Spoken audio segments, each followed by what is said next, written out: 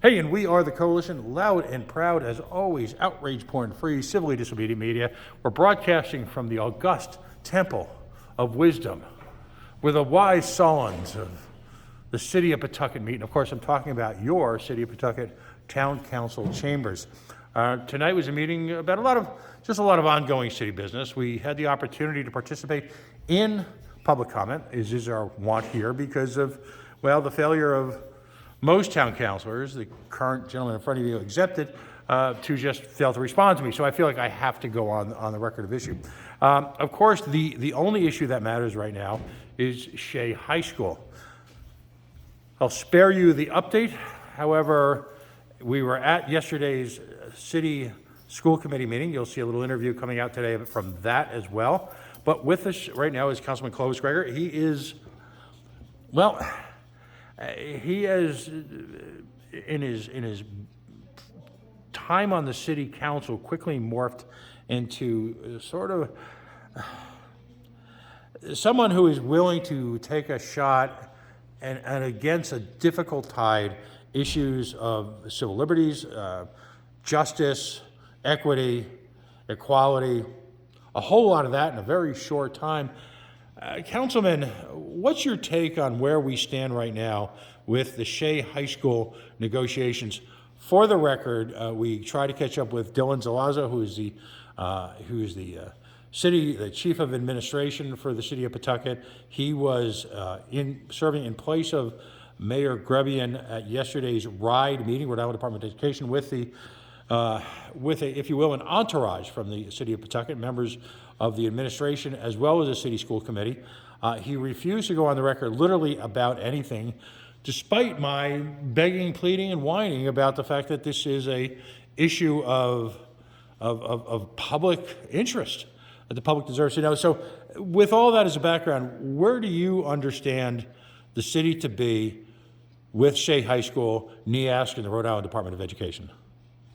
Oh, I don't have the entire situation clear. I wish I knew there was a meeting yesterday, because I certainly would have attended it, because I wanted to be more informed. But at the basic level, I do understand that my concern really is, and has been even since they announced the concept of the dual high school, which I think, should, I look forward to, which will be nice. However, that dual high school is probably not going to see the day of light for at least 2-3 years, or whatever. But in the interim, my concern has been I don't want to have a whole generation of students having to be at a high school and that's subpar, and at least in terms of the structural integrity of the building and the amenities available to them. They deserve to have everything that the regular high school students should have, especially in District 5, which is the district I represent. Shea is in District 5. My concern, obviously, is with the residents and the children of that area.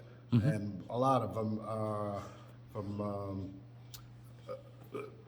disenfranchised areas, income level discrepancies there. They are in multifamily homes, and I think at least one of the things they should be looking forward to is to have a nice, proper education in a building that's suited for that. And I mean, this goes, of course, for the teachers as well. They shouldn't have to be teaching in a building that looks like it does. And obviously, the loss of accreditation, as you had stated in your comments earlier, I fully agree with it. You can't have the students already disadvantaged and not be able to apply for financial aid, which they obviously would need and would help their economic circumstances and to get to college and so on. So, I mean, there's a lot of issues here.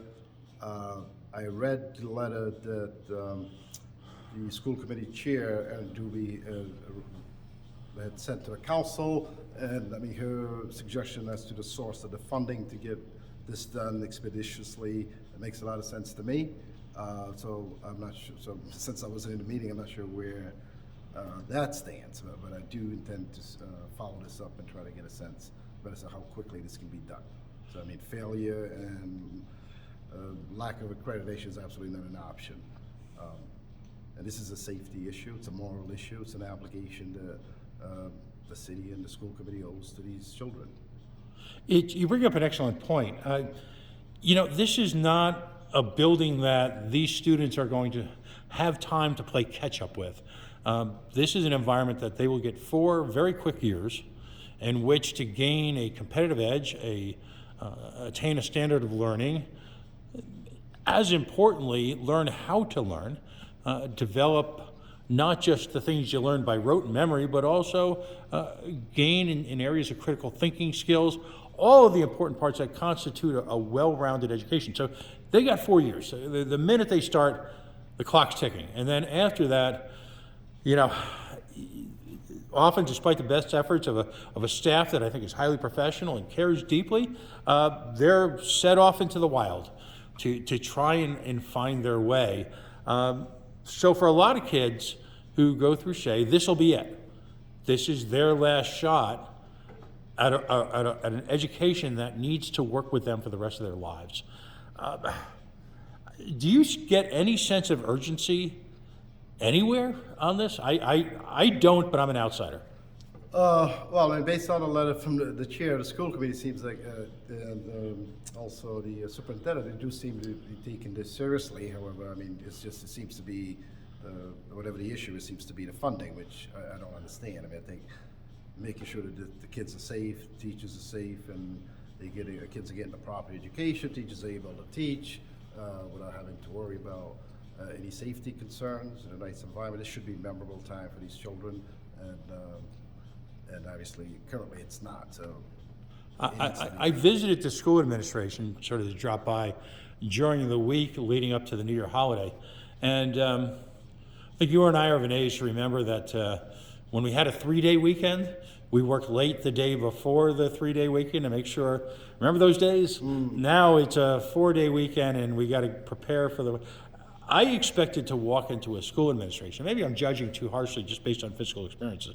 But I walked in expecting to be on what I call a war footing, which is, oh my, we're facing the loss of our accreditation.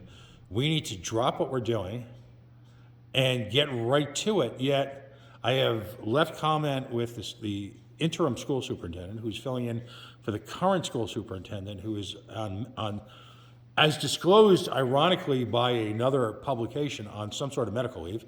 The appropriateness of that disclosure is questionable, but I have yet to hear back from her. I have yet to hear back from anybody in the professional school administration regarding what the plans are to deal with this situation, as well as the continued subpar performance of the actual academic aspect of the NEASC approach. What do we need to do to get people up and at it?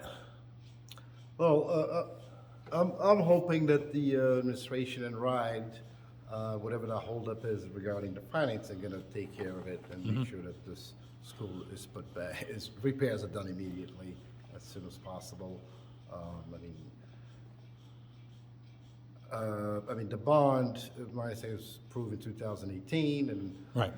For whatever reason, repairs and such weren't done, or at least weren't done to the full level that they should have been. And I don't know if it was because the dual high school concept was in the works. However, there's no excuse for why these children and these teachers should have to be teaching and learning in such an environment. So that is something that's deeply concerning to me, and I hope that whatever the issue is going to be resolved soon. Right. I do intend on attending the next school committee meeting just to get a sense of what's going on and for maybe follow up with the administration, see where things are at and that level as well. So. Well, do you ever feel like you're dealing with, when it comes to Ward 5, sort of for lack of a better term, sort of a whack-a-mole? You've got situation after situation after situation, all seemingly centered on a lack of resources for your district. Is that more than just a trend? Is that more than just happenstance, or is this how this city rolls with Ward 5? Well, like I said, I'm new. I only started, last July, so it's only been a little bit over a year. So I'm just trying to learn how things function and work and all of those things. So learned a lot in a very short time. You certainly have. So it's a process. I understand things can't be done overnight, and however, that district has been historically marginalized, underserved in a lot of different ways. So I don't want education, which is the main thing that gets people who are disadvantaged economically to get out of their situation or their poverty. The schools should not be a place that's going to let them down. So, Well, and certainly, hopefully everybody will get themselves together and do what needs to be done to get the school back on par as soon as possible, and absolutely do not lose the accreditation. These children deserve more than that, and so do the teachers. as you hear things, please tell us what you can.